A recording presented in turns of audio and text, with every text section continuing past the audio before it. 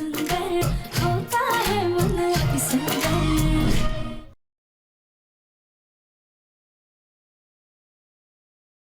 हम पहले माँ जी को खाना देकर आते, कहीं उनके पेट में सीटियां ना बजने लग जाए। मैं भी तुम्हारी हेल्प करता हूँ।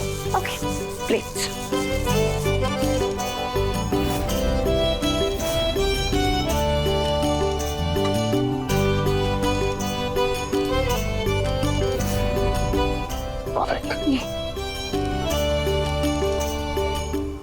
या तो आपको गलतफहमी है कि आपने मशीन ऑन नहीं की थी, या फिर आपकी सास कभी पागल हुई ही नहीं थी। आज पता है माँ, सारा खाना आपकी पसंद का बना है और मैं आपको अपने हाथों से खाना खिलाऊंगा।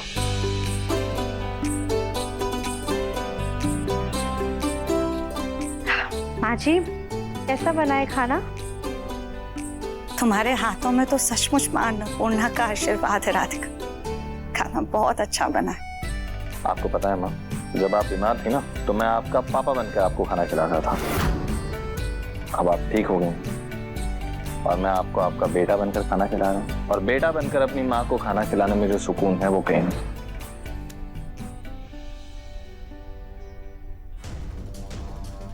हमें डर था कि हमारा नाटक खत्म हो गया तो कहीं हमें घर से ना निकाल दें, लेकिन चलो हमारी नौटंकी का हमें ही फायदा हुआ है। अब दिव्यम हमें पहले से भी ज्यादा प्यार करने लगा है।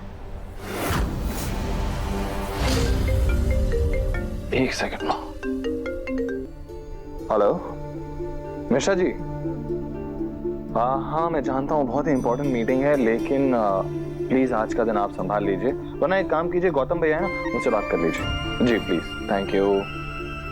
ना तूने हमारी देखभाल के चक्कर में अपना काम धाम सब छोड़ दिया है बेटा।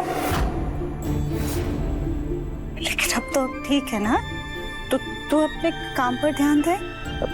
लेकिन हाँ दिव्यम जी, हम है ना, हम माँ जी का ख्याल रख लेंगे। पक्का? पक्का। ठीक है माँ, तो फिर अपनी मीटिंग फिनिश करके आता हूँ और आप अपना खाना फिनिश कीजिए। बाय राधिका। बाय माँ।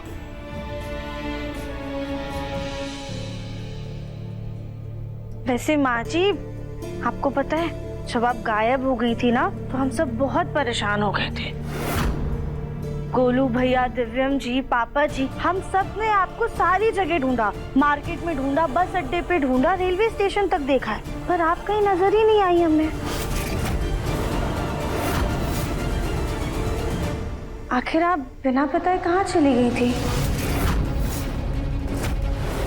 क्या चाहिए इस राधिका को? क्यों पूछ रही है ये सब? जासूसी का नया तरीका है या वाकई में हमारी फिक्र? फिलहाल इसे कोई नई कहानी सुना देते हैं, फिर देखते हैं।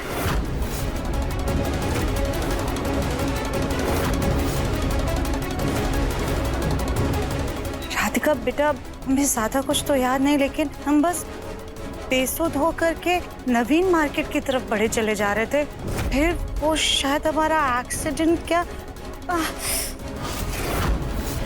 हमारा सर बहुत दुख रहा है। कोई बात नहीं माँ जी, आप इतना सोचिए मत, आप आराम से बैठ के खाना खाइए। हाँ बेटा।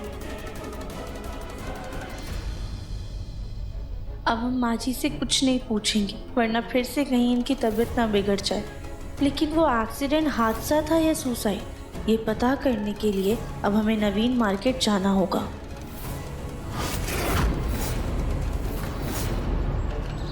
भैया, एक हफ्ते पहले इनका यहाँ पे एक्सीडेंट हुआ था, आपने वो हादसा देखा था क्या?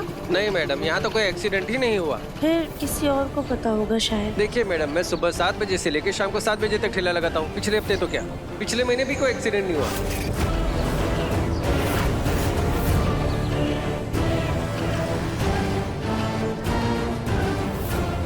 भैया, एक हफ्ते पहले ना यहाँ पे एक औरत का एक्सीडेंट हुआ था, आपने देखा था क्या? नहीं मैडम, ऐसा कुछ हुआ होता तो पूरे बाजार को पता चलता। यहाँ तो कुछ हुआ ही नहीं ऐसा एक्सीडेंट। Thank you. ऐसा कैसे हो सकता है? माँ जी का इतना भयंकर एक्सीडेंट हुआ था कि उनकी जान जाते जाते बची, फिर भी पूरे मार्केट में किसी को कुछ नहीं पता है। ऐसे कैसे?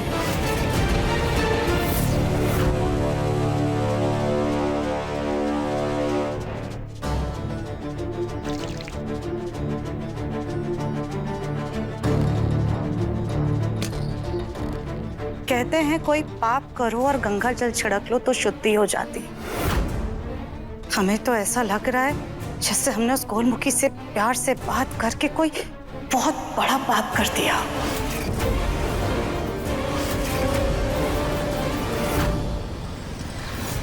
मार्केट में सबसे पूछ लिया हमने, पर किसी को एक्सीडेंट के बारे में कुछ पता ही नहीं है। मैडम जी वैसे यहाँ तो नहीं, यहाँ से थोड़ी दूर एक औरत पे एक्सीडेंट हुआ था।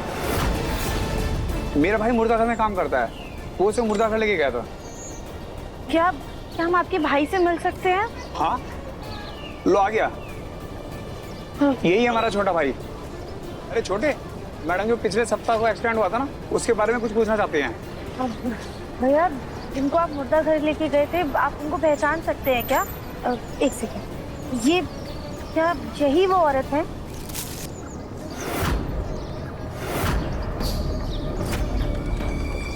ये वो नहीं है, वो कोई और थी।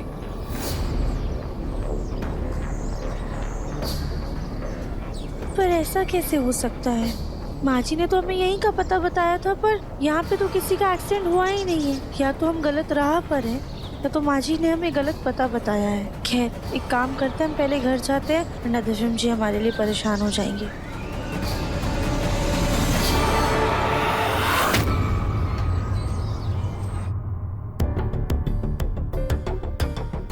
राधिका, तुमने मुझे मैसेज किया कि तुम 2 घंटे बाद आओगी, लेकिन बताया नहीं कि तुम गई कहाँ पे थी। अब वो दिव्यम जी, दरअसल हम मंदिर गए थे भोलेनाथ को शुक्रिया अदा करने। माँ जी ठीक हो गई है ना, इस वजह से। मुझे भी कह देती, मैं भी तुम्हारे साथ चलता। चलो कोई बात नहीं, खाना लग चुका है, चलो खाना खा लेते हैं। आप चलिए, हम आते हैं। अच्छा ठीक है, चलिए। मंदिर तो गए थे दिव्यम जी, पर कहीं और भी गए थे। माफ कीजिएगा, हमने आपको आधा सच ही बताया।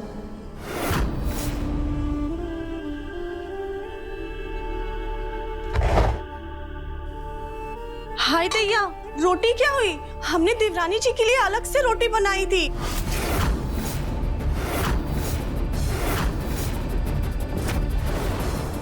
सॉरी कली, एक्स्ट्रा रोटी बच जाएंगी इसलिए मैं खा गया।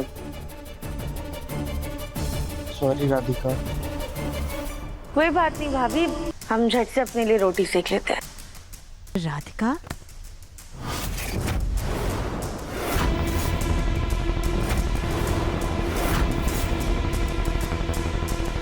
रुको राधिका,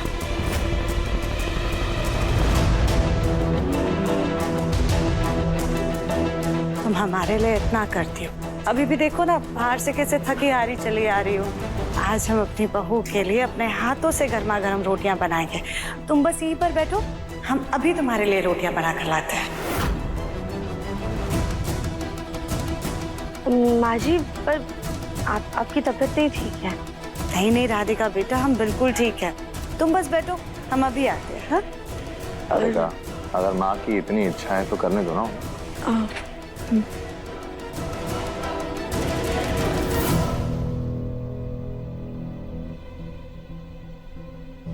माँ जी हमें इतना प्यार कर रही हैं और हम उनके ही एक्सीडेंट पर शक कर रहे हैं, लेकिन जब तक ये गुत्थी सुलझ नहीं जाती, हमारा मन शांत नहीं हो पाएगा।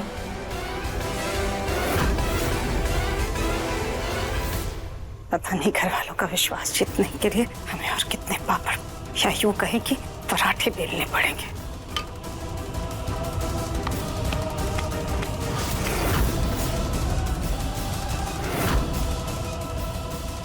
इस गोलमुखी के लिए ये नीचे गिरा हुआ पराठा ही सही है। कड़ी आई जासूस बनी फिरती है। कौन जासूस बन रहा है माँ जी? नहीं नहीं राधिका बेटा, हम तो वो सीरियल की हीरोइन की जासूसी की बात कर रहे थे। अच्छा, वैसे हम आपकी मदद करने के लिए आए थे। अरे नहीं नहीं बेटा, बस बन ही गया। और देखो हम तुम्हारे लिए ना ये पराठे बना रहे हैं, ताकि इससे तुम्हें ताकत भी मिलेगी।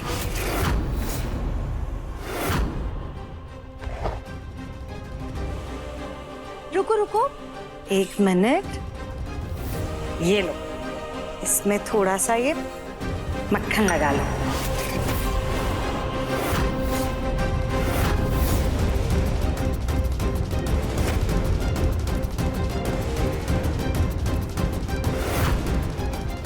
ओहो चाची सास जी, कल तक आपको देवरानी जी का वजन खटकता रहा और आज आप अपने हाथों से मक्खन लगा के खिला रही हैं।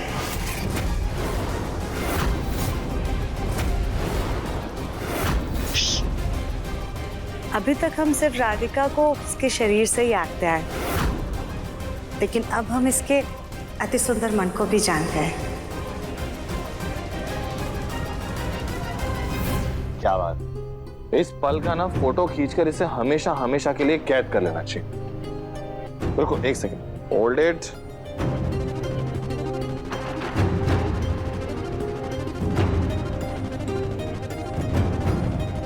Very good.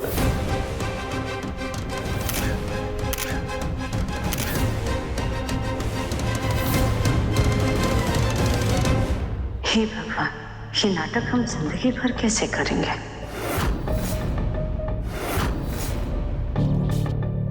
अब माँ जी, आज ना हम मंदिर गए थे। भगवान को धन्यवाद कहने के लिए कि उन्होंने सही सलामत आपको हमारे पास भेज दिया, पर हम उसका भी शुक्रिया अदा करना चाहते हैं जिन्होंने आपको हॉस्पिटल तक पहुंचाया। क्या आपको ध्यान है कि किसने आपको हॉस्पिटल तक पहुंचाया था?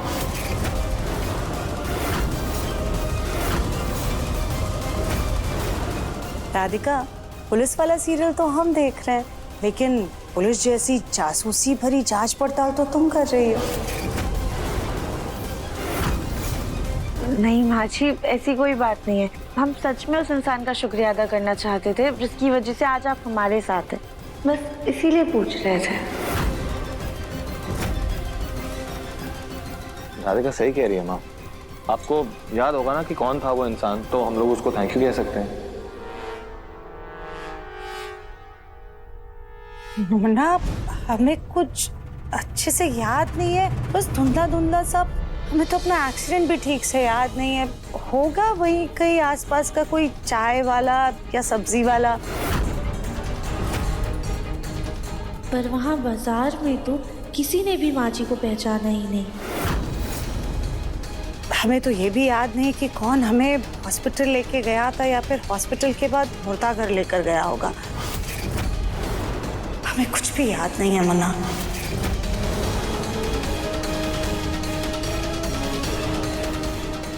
मुर्दा घर, हाँ, वही एक कड़ी है जो हमें हमारे सवालों का जवाब दे सकती है।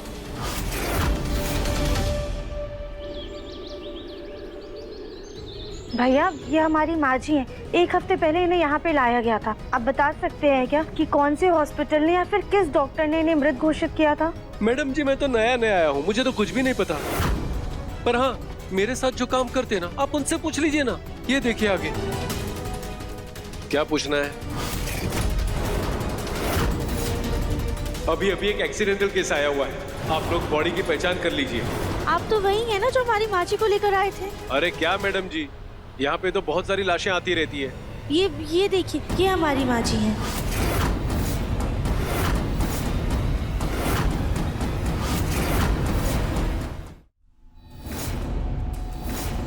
ये लीजिए, इस दवाई से कुछ घंटों में आपकी सांसें और आपके दिल की धड़कन पूरी तरह से रुक जाएगी।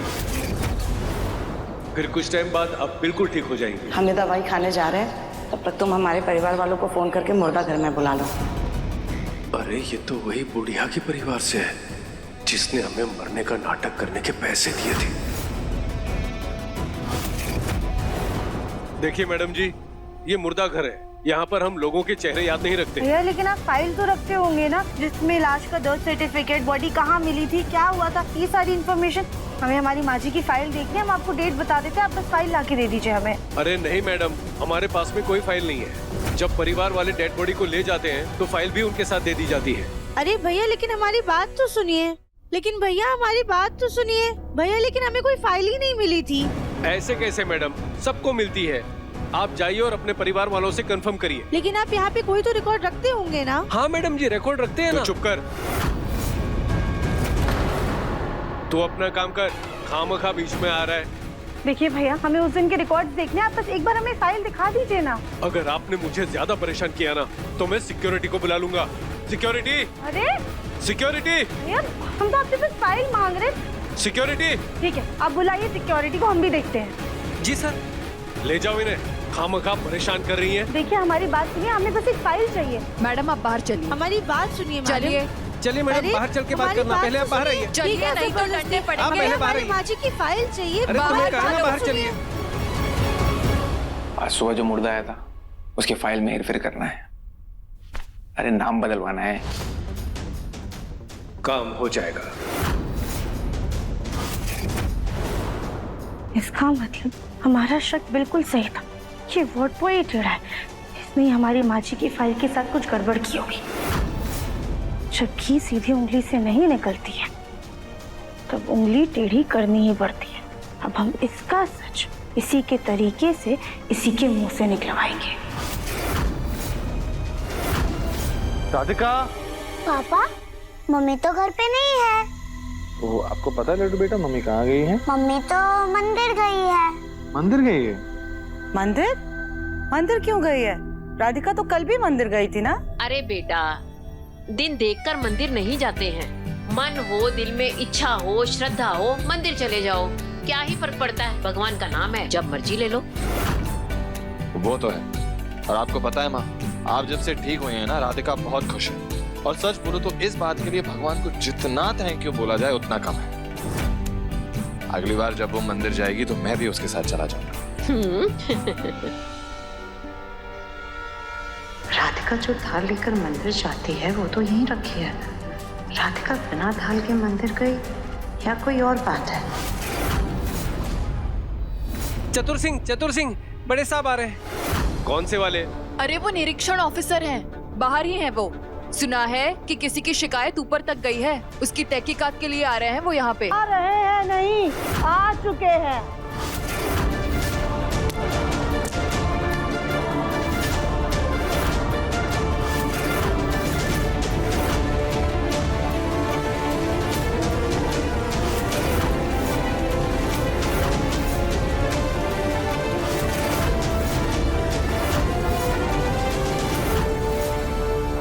Inspection officer Jaspreet Singh. सब लोग लाइन में खड़े हो जाओ, आज सब की पूछताछ होगी। ओ चंगू मंगू इधर आओ, खड़े हो जाओ। शिकायत आई है कि यहाँ पे लाशों की पहचान के साथ उनके रिकॉर्ड के साथ फेरबदल चल रहा है। डेड बॉडी देने के लिए पैसे मांगे जाते हैं, उनके नाम बदले जाते हैं। जिंदा को मुर्दा और मुर्दा को जिंदा बताया जाता है। इस धांधलेबाजी की शिकायत बहुत ऊपर तक पहुंची है। बताओ। नहीं साहब, आपको कुछ गलतफहमी हुई है। क्या गलतफहमी है और क्या सच, ये तुम हमें मत बताओ। तुम सब लोग सच बताओ, वरना नौकरी से हाथ धो बैठोगे। तुम लोग ऐसे नहीं बताओगे, सबका सस्पेंशन लेटर निकलवाऊंगा मैं। क्या नाम है तुम्हारा? रीना सिंह। सर, मैंने कुछ नहीं किया सर। तुम बताओ सच। सर, ये घुस खाता है, इसको सजा मिलनी चाहिए सर। सर हमारी नौकरी मत खाइएगा, हमारी कोई गलती नहीं है सर। और सर फेरबदल में यही करता है सर। सर हमारी कोई गलती नहीं है सर, इसी ने किया। इसी ने किया। यही है सर। चतुर सिंह बेटा, अगर तुम चतुर हो ना तो हम चालाक हैं। तुम सिर्फ अपनी नौकरी से ही हाथ नहीं धोगे, बल्कि जेल भी जाओगे। क्योंकि जिस औरत ने तुम्हारी शिकायत की है ना, उसने हमें बताया है कि उसकी माँ जी जिंदा थी। इसका मतलब तुम उसे मुर्दा घोषित करके उसके शरीर के अंग बेचना चाहते थे। नहीं साहब, आपको कुछ तो गलतफहमी हुई है। मैं कोई अंग नहीं बेचता। तो उस पेशेंट का डेथ सर्टिफिकेट दिखाओ। नाम है सुजाता बंसल। जब वो मरी ही नहीं तो कैसा डेथ सर्टिफिकेट सर?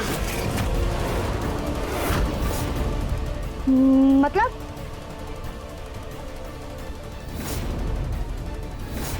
हम दवाई खाने जा रहे हैं, तब तक तुम हमारे परिवार वालों को फोन करके मुर्दा घर में बुला लो। जब वो मरी ही नहीं तो उनकी फाइल कहां से बनेगी सर?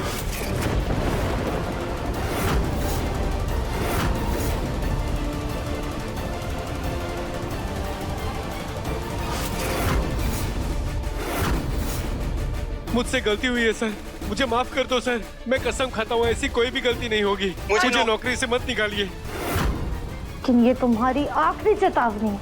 अगर आज के बाद तुम्हारी ऐसी शिकायत आई ना तो सिर्फ नौकरी से बाहर नहीं जाओगी बल्कि जेल के अंदर जाओगे, समझे? जी जी जी जी जी सर। बार छोड़ दिया हमने तुमको। Thank you so much sir.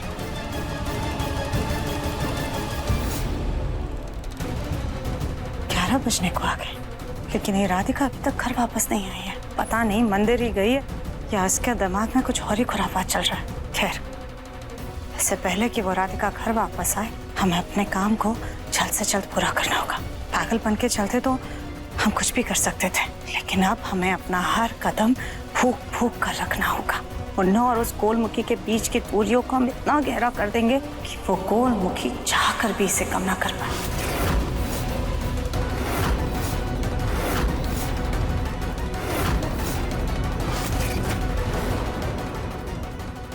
Hello Rajni, तुम आज काम पर मत आना।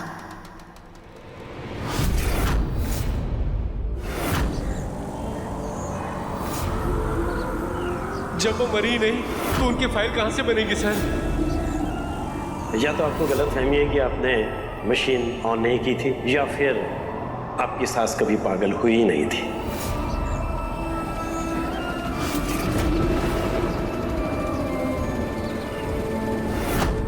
देख के चलना नहीं आता या फिर साइज इतना बड़ा हो गया है कि सामने वाला दिखाई नहीं देता। हमने घर की सुख शांति के लिए मन्नत मांगी है, लेकिन कल हमें ये चोट लग गई जिसके चलते हमें हमारी तबीयत ठीक नहीं लग रही है। तो क्या तुम हमारी जगह अंदर जाकर पूजा कर लोगे? इस औरत ने अपनी बहू को गायब करने के लिए ये कड़ा चुराया था, लेकिन जब से हमारे घर में आई हो सिर्फ और सिर्फ कलेश करवाया है तुमने। इससे तो अच्छा होता कि जब वो कमरा गिरा था तो उस मलबे के नीचे दब करके ये मर जाए। इसकी सांसें तो चल रही है। क्या करने मैडम, ये तो जिंदा है। जितना बोला है बस उतना करो। इसकी बॉडी को ऐसे जगह ठिकाने लगाओ कि किसी के भी हाथ ना लगे।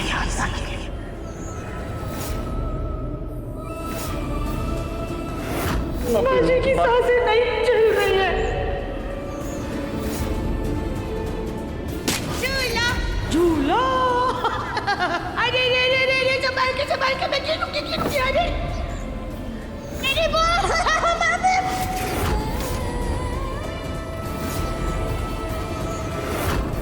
धरती का बोझ, ना रंग रूप की ना पढ़ी लिखी कुछ भी नहीं। अरे तेरे पैरों की धूल भी उसके आगे सोने के बराबर। अरे उससे तो हमें अपनी बहू कहते हुए भी शर्म आती है।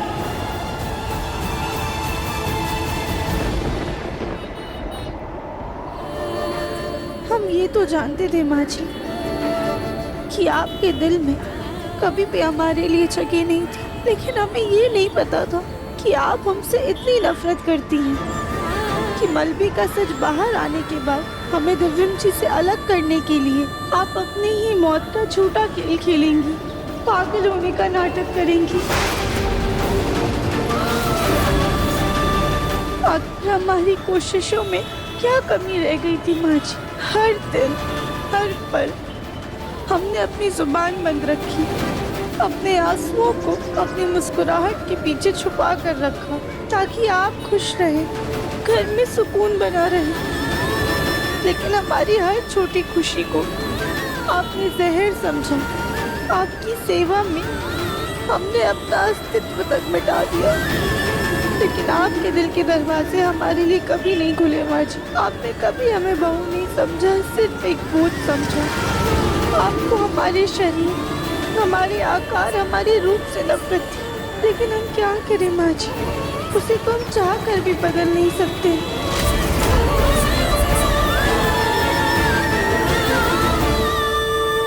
आपका प्यार पाने के लिए हम क्या करें माँ जी? अपना वजूद मिटा दे या अपनी नजरों में खुद को शर्मिंदा करें? आपकी मोहब्बत पाने के लिए और हमें कितने इम्तिहान देने होंगे? हम तो चाह कर भी दिव्यम जी को आपका सच नहीं बता सकते हैं, वरना वो पूरी तरीके से टूट जाएंगे। अब तो भोलेनाथ से हम बस एक ही प्रार्थना करते हैं, या तो वो हमारी माँ समान माँ जी का दिल परिवर्तन कर दे, या तो फिर हमें इतनी हिम्मत दे कि हम इस नफरत के अंधेरे में खुद को जिंदा रख पाए। हे भोलेनाथ, प्लीज हमारी मदद कीजिए।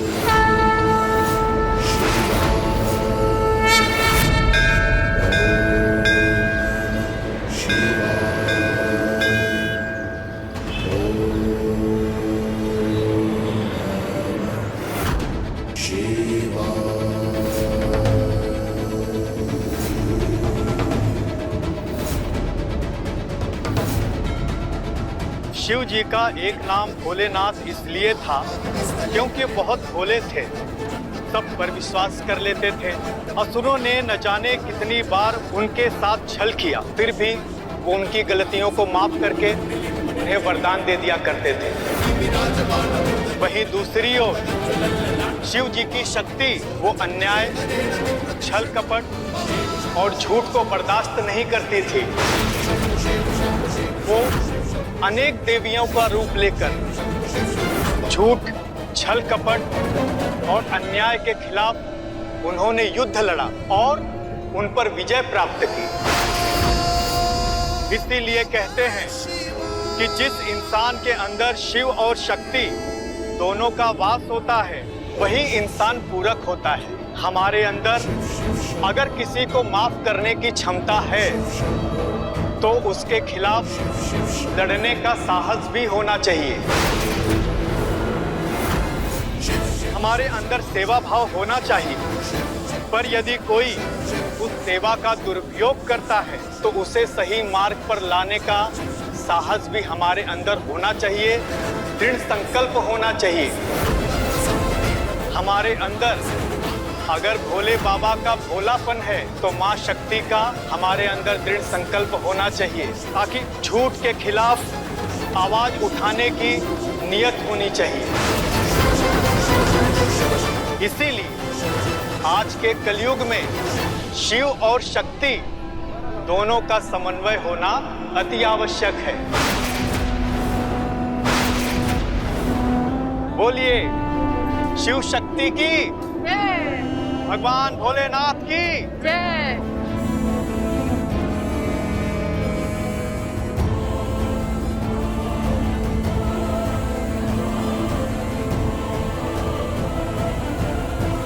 शायद से अब हमारी पूरक बनने का समय आ गया है। भोलेनाथ के साथ साथ अपने अंदर की शक्ति को जागृत करने का। हम ये तो नहीं जानते कि माँ जी ने ये सब जानबूझकर किया है या अनजानी नफरत में, लेकिन उन्हें सही और गलत का फर्क बताना बहुत ज्यादा जरूरी है। दिव्यम जी को सच बताकर हम उनका दिल नहीं तोड़ेंगे, लेकिन सत्य के पथ पर चल के माँ जी को ये जरूर बताएंगे कि वो कितनी गलत है।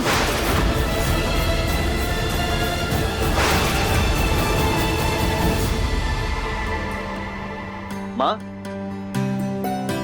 देखिए मैं आपके लिए क्या लेकर आया हूँ। आपको मिट्टी वाले मटके से पानी पीना पसंद है ना, इसीलिए मैं इसको साफ करवा कर इसमें पानी भर कर लाया हूँ। आज के बाद आप इसी से पानी पीजिएगा। जग्गू, मैं सोच रही थी कि सुजाता कितने दिनों के बाद ठीक हुई है, तो उसे कहीं घुमाने पर लेके जाना, उसके साथ थोड़ा सा टाइम बिता, उसे खाना खिलाने लेके जा।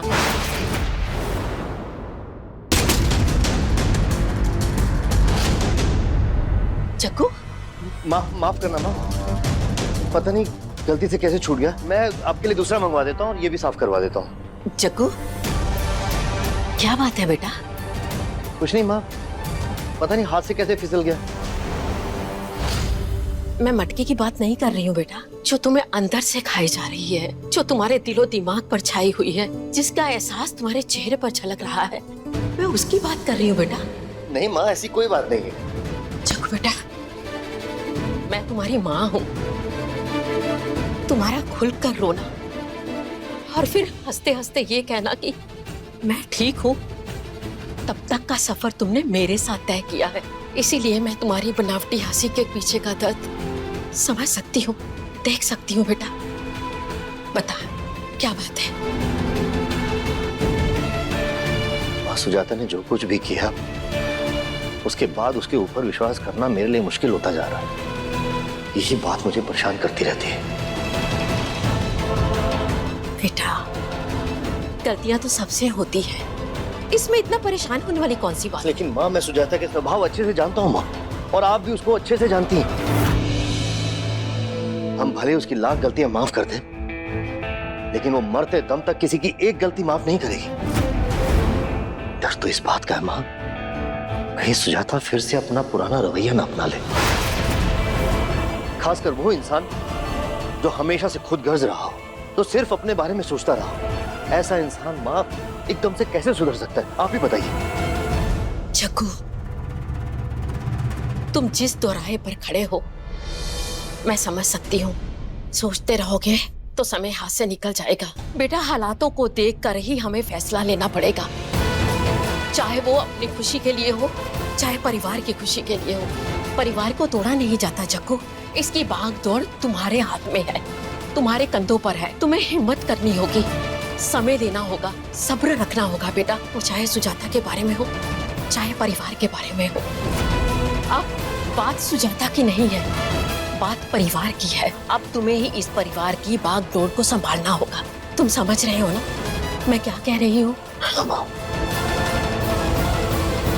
हैरानी की बात तो यह है कि एक हमारी सुजाता है जिसके साथ मैंने इतने साल गुजारे, और दूसरी तरफ कल की आई हुई हमारी बहू राधिका, जो अपने से पहले हमेशा दूसरों के बारे में सोचती। राधिका समझदार है, वो सब संभाल लेगी, मुझे उस पर पूरा भरोसा है।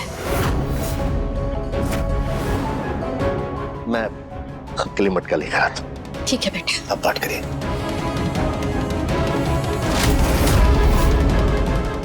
बस एक ही दुविधा है, हम अपनी माँ जी के खिलाफ कैसे जाएं, उनका सामना कैसे करें, उन्हें उनकी गलती का एहसास कैसे कराएं। वो उम्र में हमसे बड़ी है, रिश्ते में हमसे बड़ी है, उनको सही रास्ता कैसे दिखाएं हम? उम्र में तो कैके भी श्री राम में पस्त में पड़ी थी।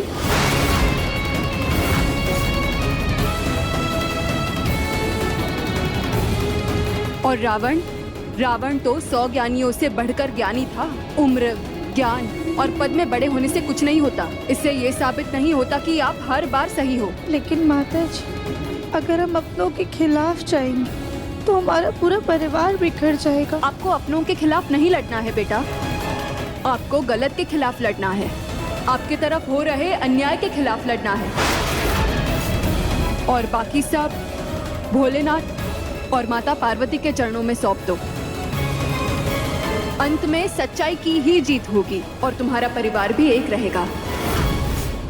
चलो, अब वहाँ भंडारा हो रहा है, लोगों को जलपान करवाने में हमारी मदद करो। जी।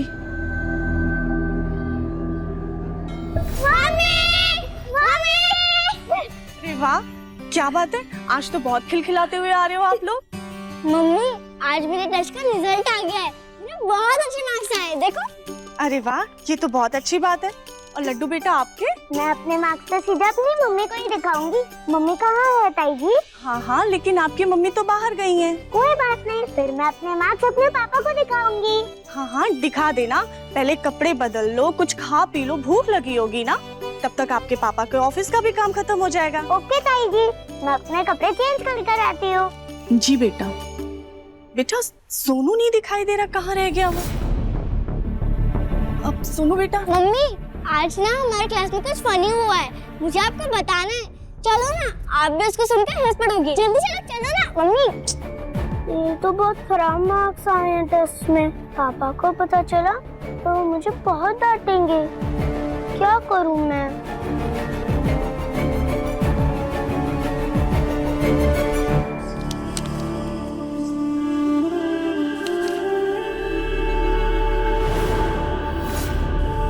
जल्दी से मैं अपने कपड़े पहन लेती हूँ, फिर मैं अपना रिपोर्ट कार्ड पापा को बताऊंगी।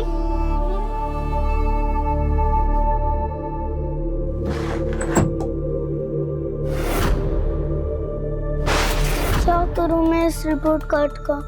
डस्टबिन में फेंक दूँ तो किसी को पता भी नहीं चलेगा। हाँ,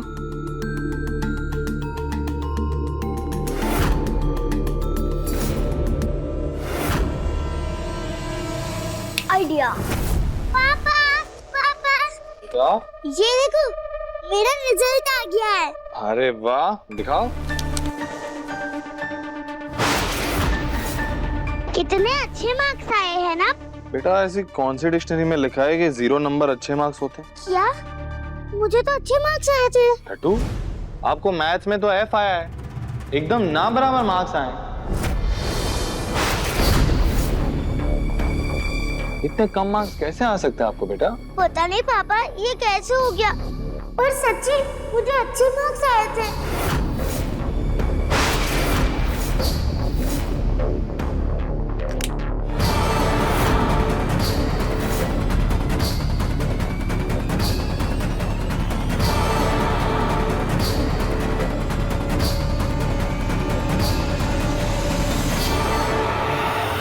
अब मजा आएगा। अब लड्डू को डांट पड़ेगी, मुझे नहीं। पता नहीं इतने गंदे मार्क्स कैसे हो गए। लड्डू बेटा, आप झूठ बोलने लग गए। नहीं पापा, सच्ची मुझे अच्छे मार्क्स आए थे। अच्छा ठीक है, मैं करता हूँ आपकी टीचर से बात, लेकिन आपको ना अपनी पढ़ाई पे ध्यान देना होगा। अगर आपको ऐसे बुरे नंबर आएंगे 0, पता है आपकी मम्मी को कितना बुरा लगेगा, उन्हें कितनी उम्मीदें हैं आपसे। अच्छे से पढ़ाई कर। पापा। हाँ बेटा। पापा ये देखो ना, मेरे रिपोर्ट कार्ड। क्या बात है सोनू बेटा, वेरी गुड, आपके तो इतने अच्छे नंबर आए। थैंक यू पापा। अब पापा इतने अच्छे नंबर आए हैं तो आप मुझे न्यू कार्ड दिलाओगे? बेटा अगर आपके इतने अच्छे नंबर आते रहे ना तो मैं आपको बहुत सारी और बड़ी बड़ी गाड़ियां दिलाऊंगा।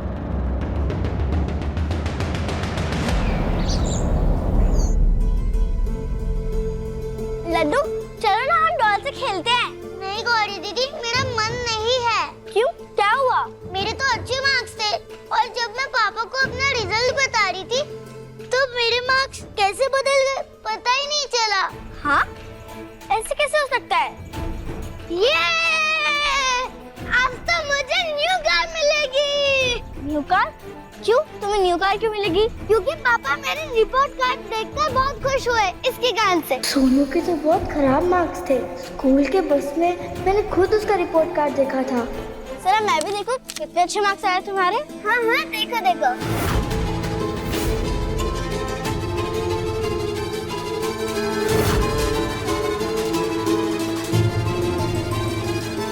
लड्डू, ये तुम्हारा रिपोर्ट कार्ड है।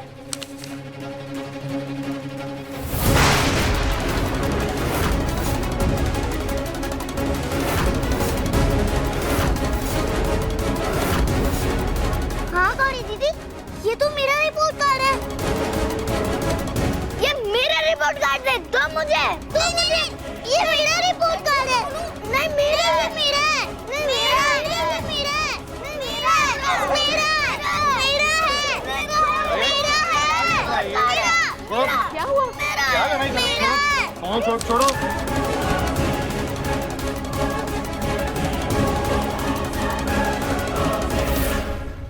कली क्या बात है? देवर जी हम आपको बताते हैं।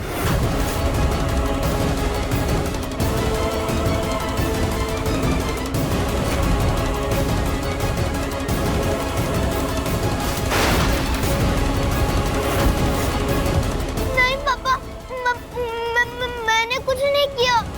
सोनू,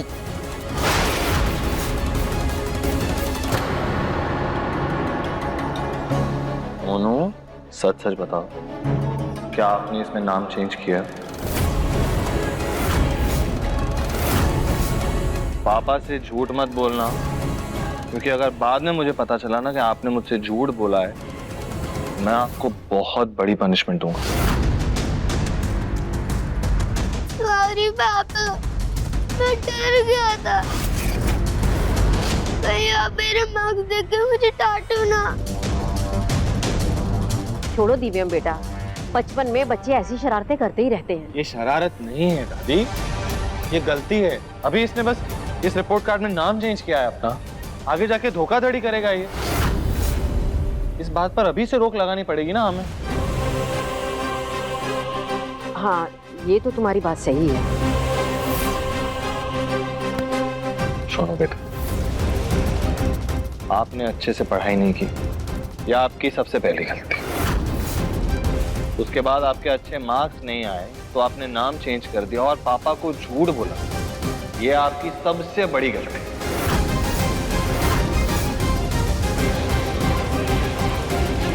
अगली बार ऐसे झूठ मत बोलना, समझे? और अब से पढ़ाई अच्छे से करो ताकि बड़े होकर आपको कभी भी कोई भी गलत काम ना करना पड़े, समझे? ओके पापा। लड्डू बेटा, सोनू ने पापा को सॉरी बोला और पापा आपको सॉरी बोल रहे हैं। मुझे आपको ऐसे नहीं डांटना चाहिए था, आप एकदम अपनी मम्मी पे गए हो, अभी झूठ बोल ही नहीं सकते। थैंक यू पापा।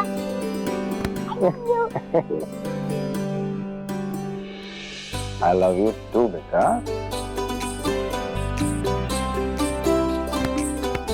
I love you too।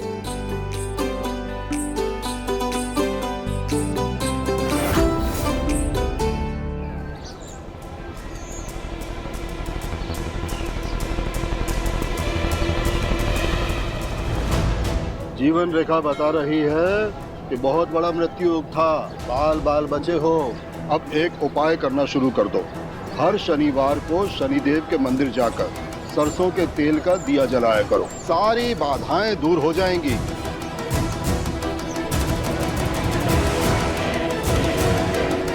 क्यों ना हम अपने नाटक वाले दोस्त की मदद लें?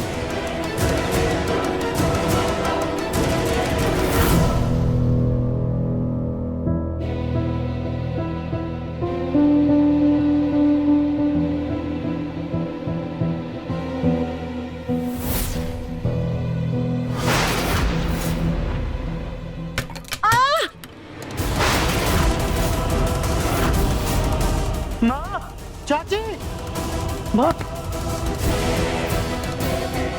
क्या हुआ? माँ, क्या हुआ? माँ, क्या हुआ?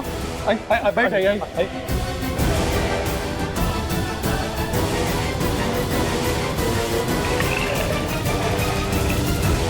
माँ, ये लीजिए माँ, पानी पीजिए प्लीज।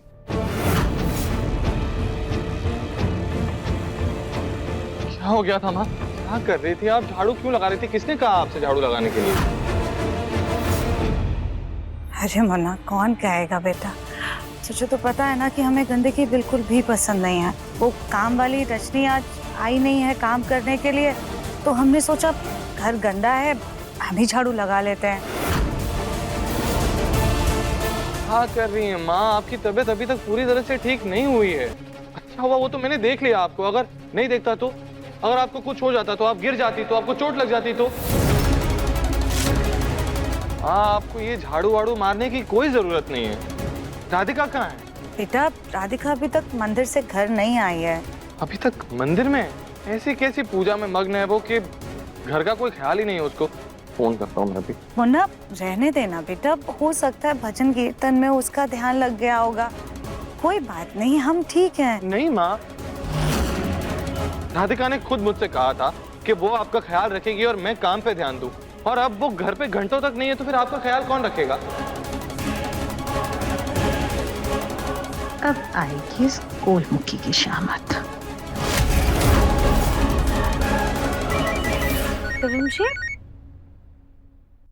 राधिका, क्या है?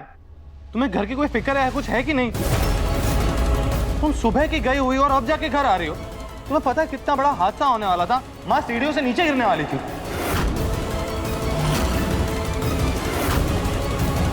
माँ जी, क्या हो गया था? आप ऐसे सीढ़ियों से कैसे गिरने वाली थी? मगर घर पे रहोगी राधिका तो तुम्हें पता चलेगा ना। अरे मुन्ना, जाने देना बेटा, इन सब में राधिका की क्या ही गलती है। क्या जाने दे माँ, ये लापरवाही है इसकी। इसने कहा था ना कि आपका ख्याल रखेगी, आपकी जिम्मेदारी उठाएगी, तो आपका ख्याल रखना चाहिए था। ऐसे घंटों घंटों तक घर के बाहर रहेगी तो कैसे चलेगा?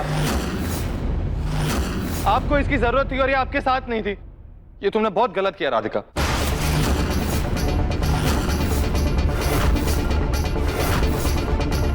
जी, हमें माफ कर दीजिए, पर बताइए तो आखिरकार हुआ क्या था? माँ झाड़ू लगा रही थी, चक्कर आ गया उन्हें और ये गिरने वाली थी। जरूर माँ जी ने ये जानबूझकर किया है, हमें माफ करना भोलेनाथ। लेकिन हमें ना चाहते हुए भी माँ जी की इन हरकतों पर रोक लगाने के लिए उन्हें जवाब देना होगा। अब खड़े खड़े सोच क्या रही हो तुम? बोलो कुछ। कुछ नहीं दिव्यम जी, हम बस ये सोच रहे थे कि हम घर पे नहीं थे तो माँ जी को ऐसे झाड़ू लगाने की जरूरत क्या थी।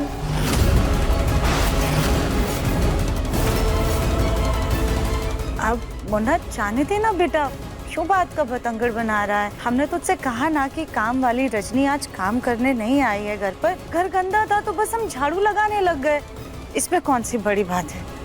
तो माँ जी आप कल ही भाभी से कह देती या फिर हमारा इंतजार कर लेती, हम तो घर आ ही रहे थे।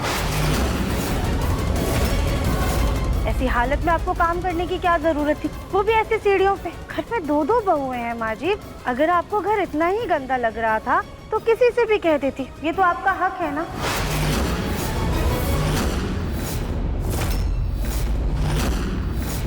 और अपनी सेहत का ध्यान रखना तो आपकी भी जिम्मेदारी है माँ जी।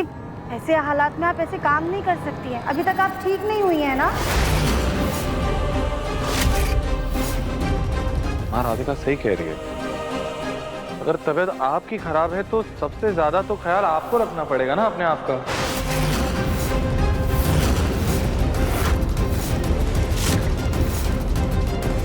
मुन्ना बेटा, हमें लगा सिर्फ झाड़ू ही तो लगानी है तो हमने लगा दी। सुजाता, तुम्हें ऐसी हालत में कमरे में आराम करना चाहिए ना। और लोग भी हैं घर में काम करने के लिए, और घर इतना भी गंदा नहीं है कि तुम्हें बीमारी में झाड़ू उठाना पड़े। बिल्कुल सुजाता, अरे राधिका घर में नहीं थी तो कली तो थी, कली को बुला लेती, उसको बोल देती कि झाड़ू मार दो। कहाँ है कली? चाची सास जी ने हमें कपड़े सुखाने के लिए छत पे भेजा था, है ना चाची सास जी? आपने ही तो हमें भेजा था। अब वो हमें लगा कली बेचारी अकेले कितना काम करेगी, बस इसीलिए हमने कर लिया काम। अगर दोनों बहुएं बिजी हैं तो आपके बेटे तो हैं ना, आप मुझको बोल देती या गोलू भैया को बोल देती, हम लोग मदद कर देते आपकी। लेकिन आपकी तबीयत खराब है, आप जानती हैं, तो फिर ऐसे झाड़ू लगाना आपकी गलती है, आपको नहीं करना चाहिए।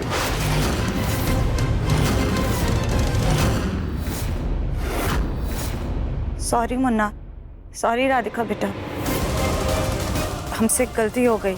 आइंदा से हम ध्यान रखेंगे, हम अपना ख्याल खुद ही रखेंगे। कोई बात नहीं माँ जी, अब एक काम कीजिए, आप अपने कमरे में जाके आराम कीजिए, हम आपके लिए सूप लेकर आते हैं। और रही बात घर में सफाई कराने की ना, तो हम मोहल्ले से किसी काम वाली को बुला के करवा देंगे, ठीक है? हाँ बेटा, आराम से जाओ।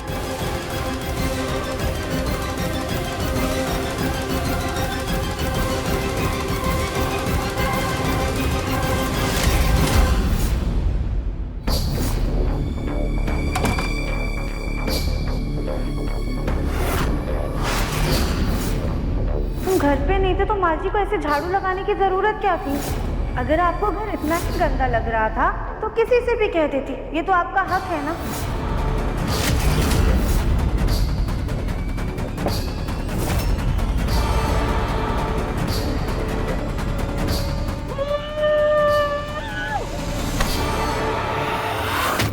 बिल्ली की जैसी आवाज निकालने वाली राधिका शेर की तरह दहाड़ने कैसे लग गई? हमारी एक ऊंची आवाज सुनकर धड़-धड़ कांप जाने वाली राधिका आज कैंची की तरह जुबान कैसे चलाने लगी?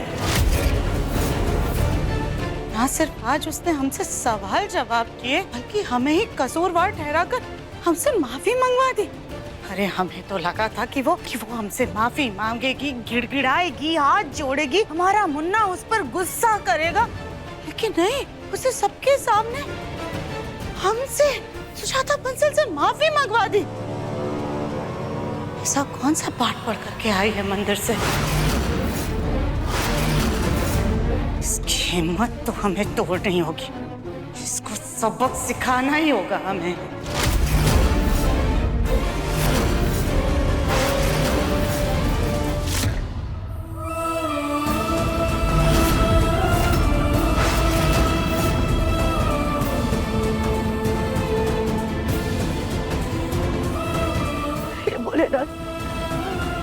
आज हमने पहली बार अपनी माँ जी को जवाब दिया है। बदतमीजी की सजा आज हम अपने आप को दे रहे हैं। हम हमने कभी नहीं सोचा था कि जिस बाजी को हमने अपनी माँ से बढ़कर माना, उनके सामने आज हमें ऐसे खड़ा होना पड़ेगा।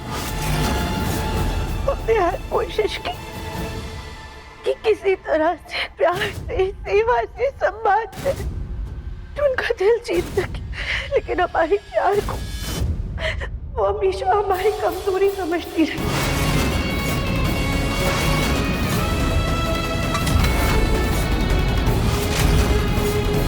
लेकिन अब बस हम अपने परिवार को अपनी आंखों के सामने बिखरता हुआ नहीं देख सकते, अपने रिश्तों को गलतफहमी में डूबता हुआ नहीं देख सकते हैं। अभी तक चुप थे, चूंकि आदर करते थे, लेकिन अब हमें लड़ना पड़ेगा अपने लिए, सच के लिए, अपने दिव्यम जी के लिए। हे भोलेनाथ, अगर हम गलत हैं तो दर्द हमें भी मिले, लेकिन अगर सच हमारे साथ है तो हमें इतनी शक्ति दीजिए कि बाजी को उनकी गलती का एहसास हो, उनका मन बदले और वो हमें अपना ले, ताकि हम सब छल कपट से परे, विश्वास से भरे एक परिवार की तरह रह सके।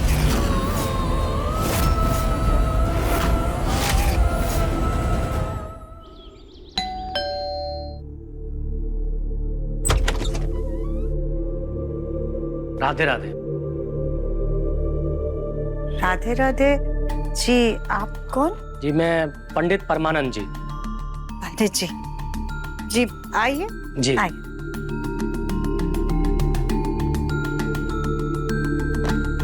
राधे राधे पंडित जी। राधे राधे। राधे राधे पंडित जी। सुजाता, ये माँ जी, ये पंडित परमानंद जी हैं। अच्छा अच्छा, तुमने बुलाया है? हमने?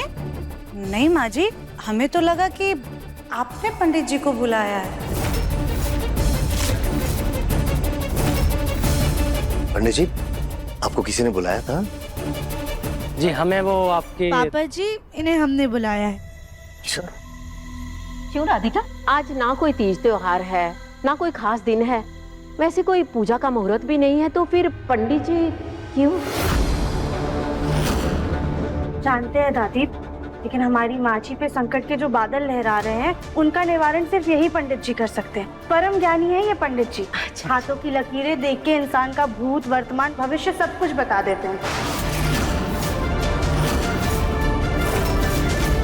हमने इन्हें इसलिए बुलाया है ताकि माँ जी की रेखाएं देखकर उनके ग्रहों के दुर्भाग्य जो चल रहे हैं उनका निवारण कर सके, ताकि माँ जी वापस से हम सबसे दूर ना हो।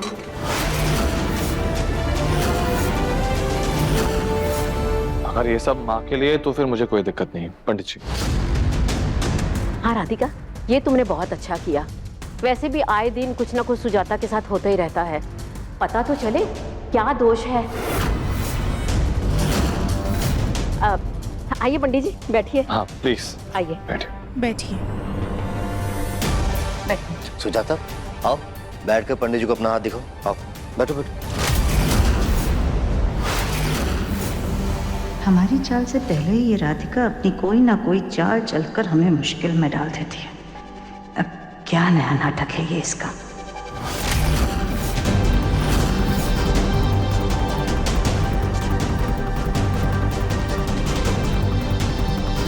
लाइए हाथ दीजिए।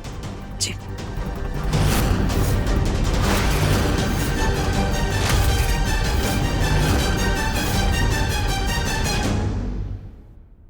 हे राम, नहीं नहीं नहीं, ऐसा नहीं हो सकता।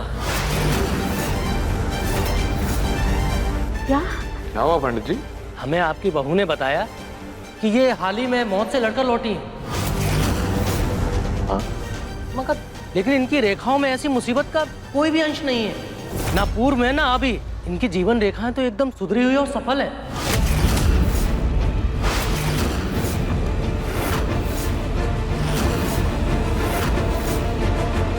आप कहना क्या चाहते हैं? कि हमने झूठ बोला?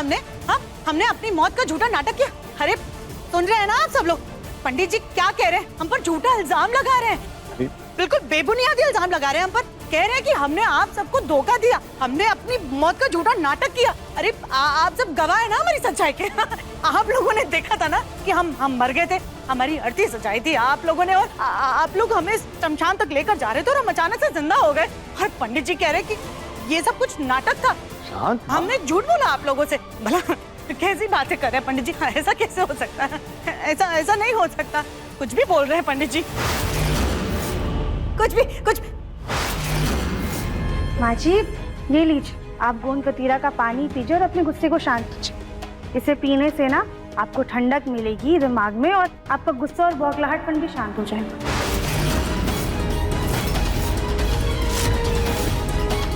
पर आप इतना गुस्सा कर क्यों रही हैं? पंडित जी तो सिर्फ आपकी रेखाएं देख रहे हैं, पर आप तो ऐसे तिलमिला रही हैं जैसे सच में आपकी पोल खुल गई हो।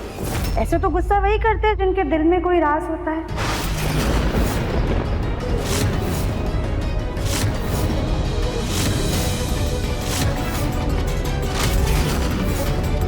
नहीं, ऐसा थोड़ी है, ऐसी कोई बात ही नहीं है। कुछ भी हम का गुस्सा हो रहा है, हम गुस्सा थोड़ी हो रहे हैं। हाँ ये लीजिए।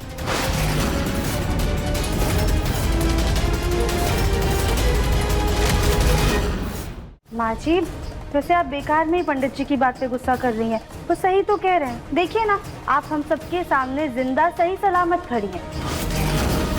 आपकी रेखाएं देखकर पंडित जी भी तो यही कहना चाह रहे थे।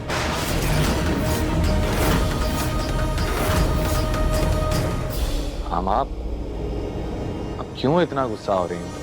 पी लीजिए पानी। चलिए।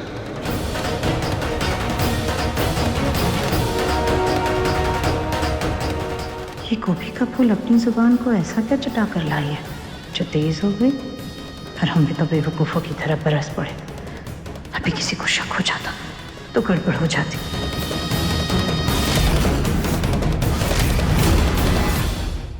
पंडित जी पहले जो विपत्ति थी वो तो चली गई, पर आगे तो सब कुछ ठीक रहेगा ना?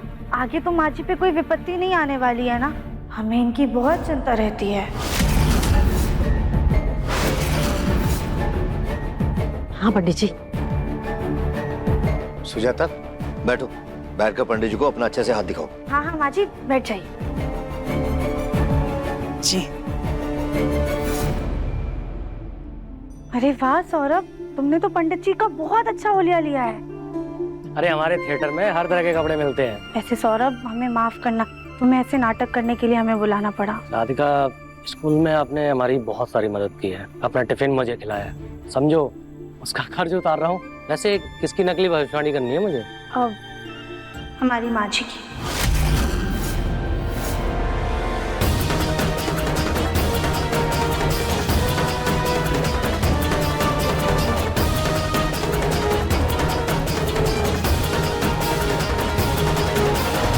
हाथ लाइए।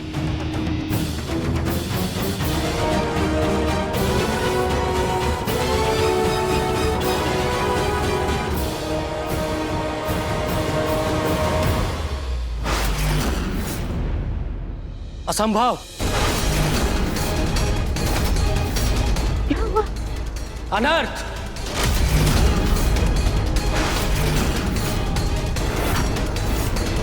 क्या हुआ पंडित जी?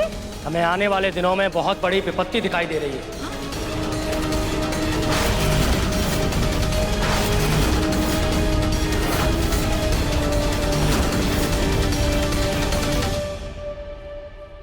कैसी विपत्ति? विपत्ति तो हम नहीं बता सकते, लेकिन राहु का प्रकोप है। कोई बीमारी हो सकती है, कोई दुर्घटना हो सकती है, चोरी चकारी भी हो सकती है। लेकिन एक बात तय है, केवल और केवल आपकी माताजी पर आएगा।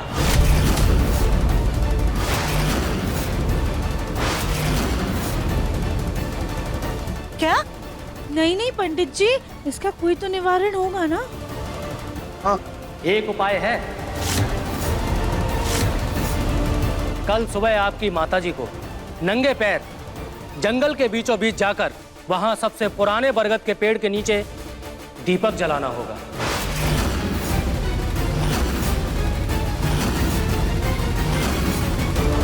उसकी एक डाल को सिंदूर से रंगना होगा और एक टांग पर खड़े होकर ओम नमः शिवाय का जाप करना होगा। इस परीक्षा के बाद ही राहु का प्रकोप आपकी माताजी के सर के ऊपर से टलेगा।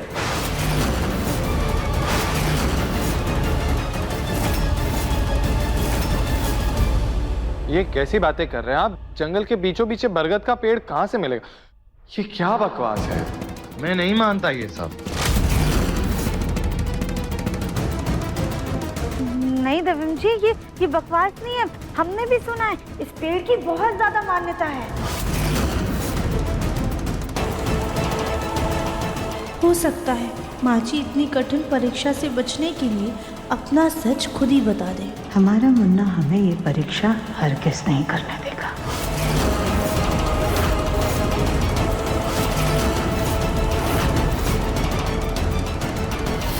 ठीक है, ये परीक्षा देने के लिए हम तैयार हैं। हाँ?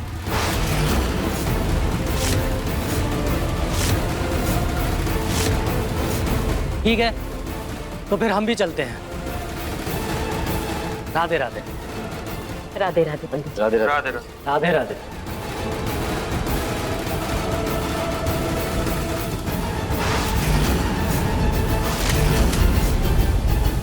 सीरियस हैं आप लोग? ये जंगल के बीचों बीच बरगद का पेड़ ढूंढने की कोई जरूरत नहीं है, बकवास है ये सब। देखिए माँ, कोई जरूरत नहीं है हमें ये बकवास करने की। ये जंगल में जाके बरगद का पेड़ ढूंढने की कोई जरूरत नहीं, और जंगल में जाना मतलब खुद खतरे को न्योता देने के बराबर है।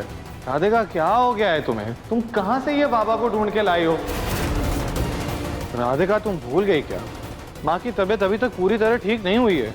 माँ, ये जंगल वंगल में जाने की कोई जरूरत नहीं है हमें। हम खुद माँ जी को किसी मुसीबत में नहीं डालना चाहते। हमें क्या पता था कि माँ जी मान जाएंगी। नहीं दिव्यम, परीक्षा तो सुजाता को देनी ही पड़ेगी।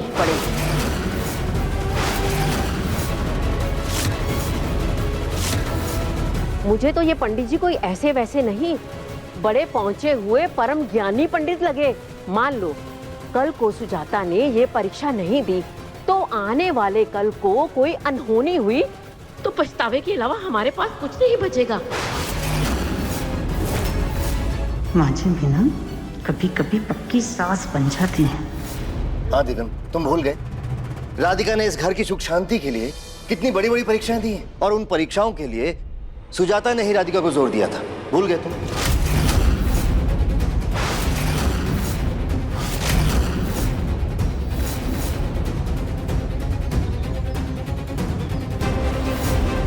और अब अगर सुजाता की जिंदगी से जुड़ा हुआ सवाल है तो उसे भी परीक्षा देनी चाहिए।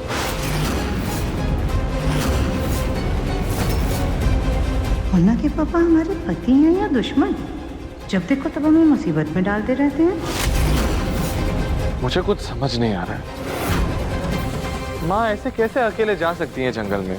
मुन्ना बेटा, तू परेशान मत हो, हम बिल्कुल ठीक है। नहीं माँ, आप अकेले जंगल नहीं जाएंगी, मैं आपके साथ जंगल चलूंगा।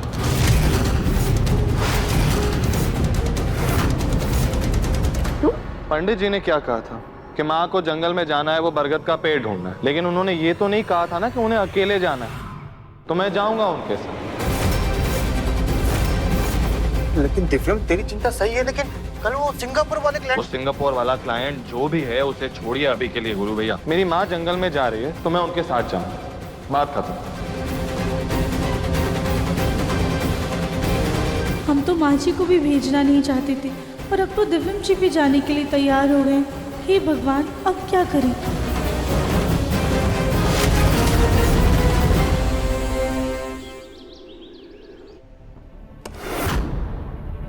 सुजाता, ये फल रख लो, ये भी चढ़ा देना। जी। ये सौरभ फोन क्यों नहीं उठा रहा है?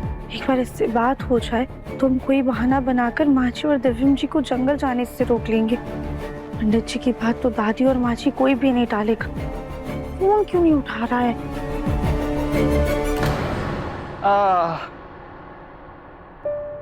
क्या हुआ? क्या हुआ बेटा? दिव्यम जी क्या हुआ आपको? आप ठीक है ना? पता नहीं, अचानक से बहुत ही पेट दर्द कर रहा है और एसिडिटी जैसा लग रहा है। देखो जो चीला खाया था ना, ठीक नहीं था। बेटा ऐसे में तुम सुजाता के साथ कैसे जाओगे जंगल में? कोई बात नहीं माँ जी, इस वक्त हमारे मुन्ना को आराम की जरूरत है, उसे आराम करने देते हैं, हम अकेले चले जाएंगे। नहीं माँ, आप अकेले नहीं जाएंगी, मैं आऊंगा आपके साथ, बस बात खत्म हो गई। नहीं मुन्ना, तू आराम कर बेटा, तुझे आराम की जरूरत है। कोई बात नहीं, हमारे साथ राधिका चली जाएगी।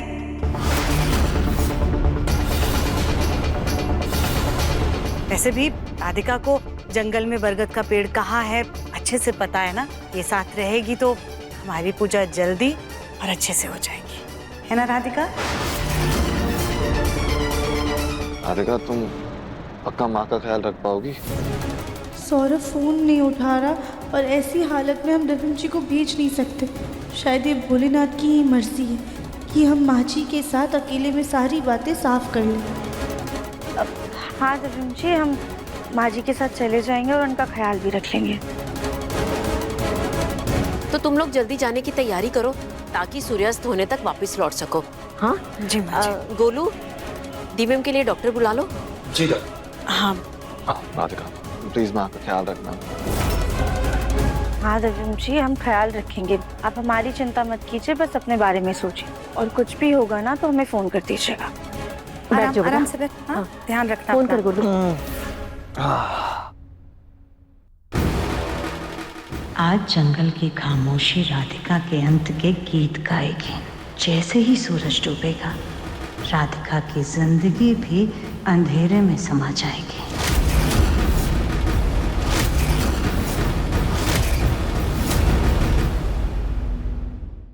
अपने पसंदीदा शो के फुल एपिसोड देखने के लिए अभी डाउनलोड करें दंगल प्ले ऐप।